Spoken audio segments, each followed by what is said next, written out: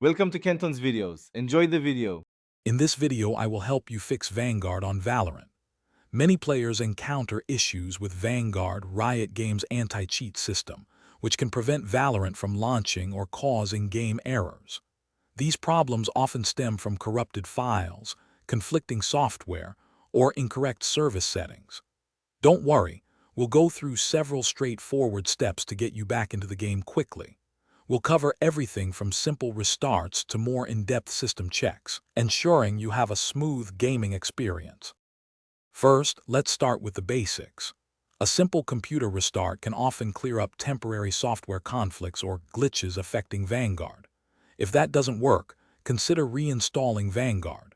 You can do this by uninstalling it through your system's control panel, then launching Valorant to prompt a fresh installation. This process usually takes only a few minutes and can resolve issues caused by damaged or incomplete installation files, giving you a clean slate. Next, we'll dive into some advanced system checks. Open your Windows Services Manager and locate the VGC service. Make sure its startup type is set to automatic and that it's currently running. If not, start it manually. Additionally, outdated graphics or system drivers can cause conflicts. Visit your hardware manufacturer's website to download and install the latest driver versions. Keeping your system updated is crucial for optimal performance and compatibility with anti-cheat software.